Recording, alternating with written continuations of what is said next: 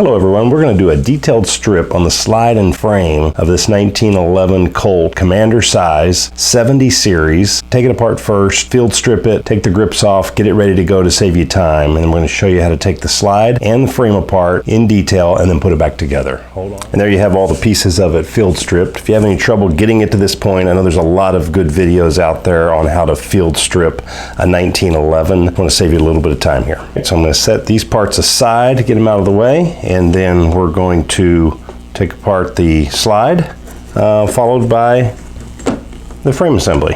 So on the slide, there's not a lot to worry about here once you've field stripped it. All you have is your extractor, and then you have your firing pin and your firing pin stop. So we'll push the firing pin in a little bit, and then we'll slide the firing pin stop over the top of that. All you got to do is get it started. Keep your finger over the firing pin, a little bit of spring pressure there. Pull the firing pin off. Pull the firing pin and spring out. Set that aside. And then you've got your extractor. And if you can, again, get something plastic in there to remove that grate. If you've got a lot of grime buildup, you may have to use a heavier tool. Pull the extractor straight out. You'll see how that goes, and when we go to put it back together, I'll show you carefully how to put it back together. And there you have a fully stripped slide. Okay, so let's continue with the frame strip.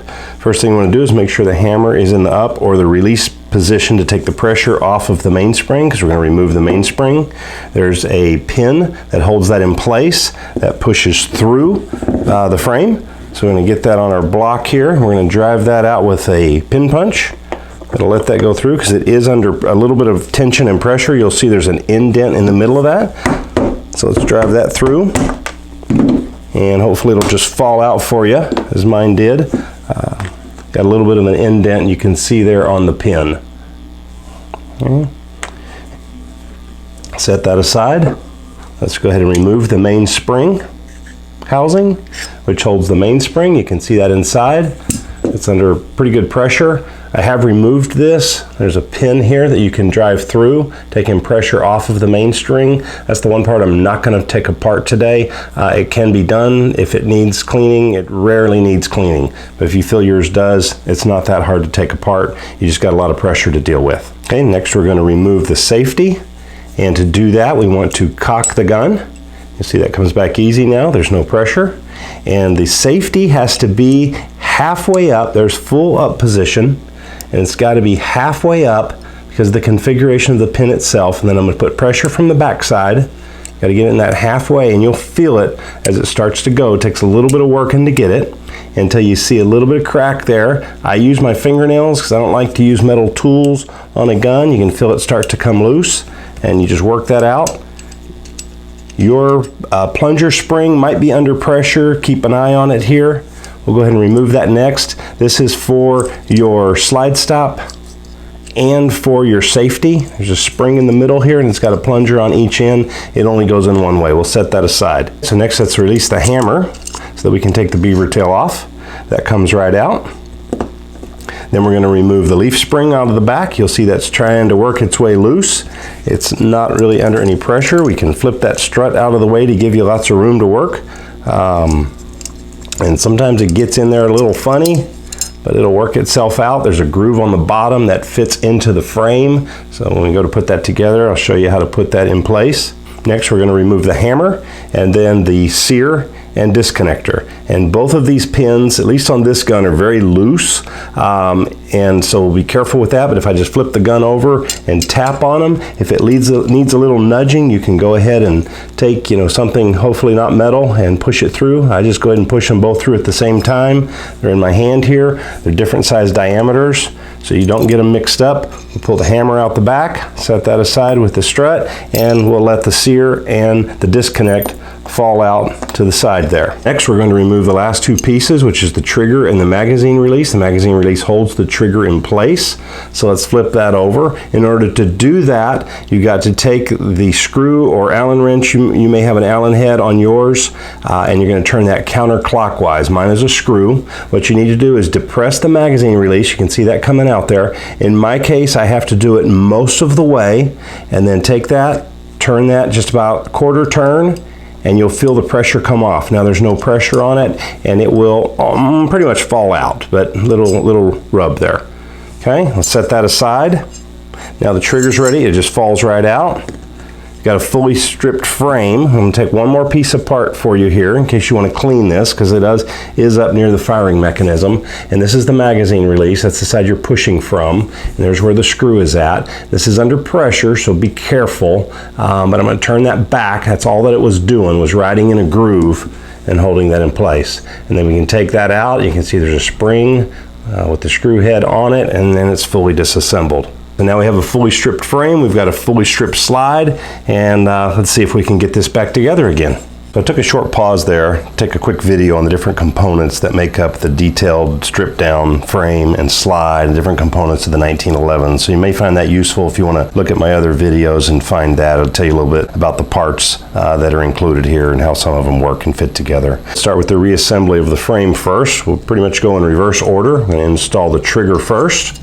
There's a slot in the back that slides into, goes in. Let's put the magazine disconnect back together again. Let's take the spring with the screw on the end, a little bit of a notch there, slide that back in. Take our screwdriver, remember it's under tension, so try not to let go. You might be chasing this part. Put that in, turn it until it locks. Let's slip that into the frame, making sure that the trigger stays down so we don't get any resistance. That should drop right in, there's no pressure. And then what you want to do, go ahead and get your screw driver ready. Push that back out about as far as you had to do, and then you want to turn it clockwise this time until it snaps in place. And that way you know that that notch found the groove, and it's released, and it's working. After the trigger, we're going to put the sear and disconnector in place.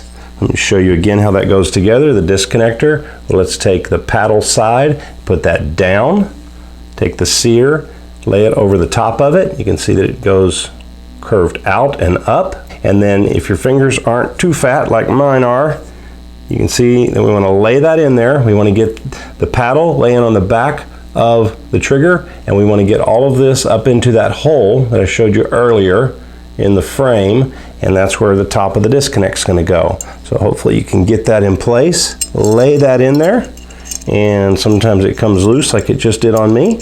Slide that into place. There we go. And slide it in. It's pretty much a path that it goes on to. You just don't want to get it kinked sideways.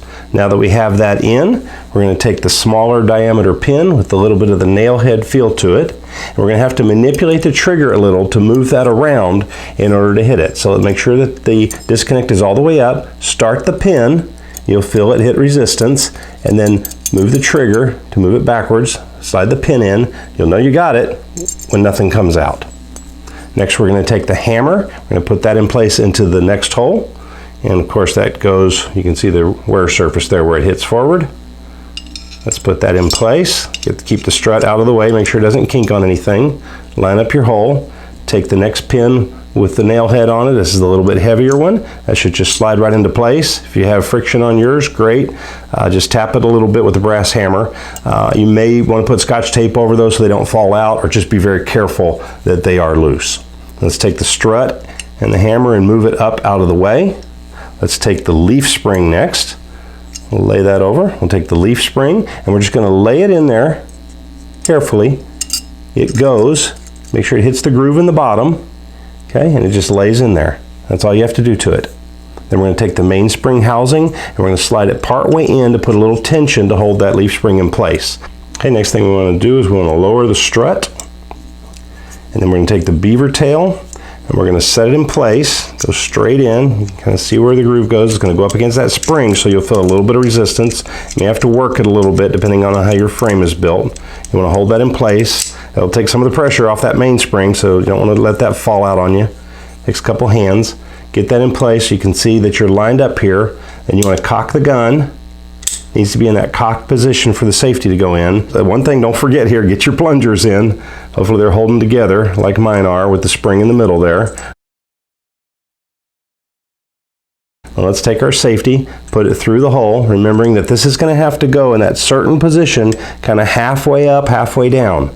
Now that plunger kind of gets in the way, and so you want to get something to move that out of the way. You don't want to damage your gun, so be careful what you use. If you've got a thin plastic item that'll get in there, you can move that, that's great. And then, well, this one just snapped right in place. Okay, so now we want to make sure that our safety is in the down position so that we can release the trigger. Kind of holding all this together here. Let's release the trigger. We want that in the up position so that we get our strut ready to go into the mainspring, and now we're going to close the mainspring housing. So it's going to be hard to show this on camera because I have to turn it a certain way, but I'm going to float that strut and I'm going to keep an eye on it and make sure it goes into the indent on that mainspring. I don't think I can show that on video. I'd have to have an extra camera here. And of course you want to get that lined up, ready to go. You want to get your beaver tail pushed in so that it won't catch, and then you close your mainspring all the way. To pause there, because one thing about it, if you're sticking down at all, you may not have your strut fully in place there. So I had to stop and adjust that, and again, it's one of those things I just can't figure out how to get on camera. So when you want to make sure that your hole's clear here and you know that pin's going to go in, it should go in without a lot of resistance for the first little bit, and make sure it's lined up tightly. You do not want to damage that, and then it should go in till you feel it hit the bottom of that. So let's drive it the rest of the way in. So let's put our slide back together next. First, take your extractor. You want to insert that first into the right hand hole there. You're going to see all the grooves and notches. There's your claw. Let's put that in, facing towards where the casing is going to be. It's got a little bit of a slope that matches the slope of the back of the slide. You want to line that up carefully and push that down. If you've got it cleaned, it should go in place just with your hand pressure. Next, let's take the firing pin, drop that into the center hole there. Our firing pin stop goes one way. It's got a rounded end on it. It's going to go in first. It's got the slope part here, which is actually useful in pushing back the hammer. So you want to make sure there's no burrs on that either. Let's get that ready to go. Let's push the firing pin down with our hand. There's a little bit of a collar on the back of it. I can't quite do it all with my fingers, so I take another tool, plastic, and I push it down the rest of the way, make sure I don't lose the firing pin or it'll go spraying on you and you'll have to go find it.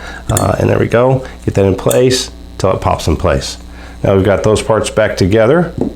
At that point, we've reassembled our detailed stripped frame, our detailed stripped slide, and we basically have the components left here on the table that will complete the reverse of a field strip, put the gun back together. Make sure you've cleaned everything as you go, and be back in just a minute once I get everything installed. So there you have it, fully assembled together, got the grips on it. Colt Combat Commander 70 series, fully stripped, detail strip with the frame and slide, now put back together, functioning perfectly. Hopefully this gives you confidence to work on your guns. Happy shooting, thanks for watching, drop me a comment below.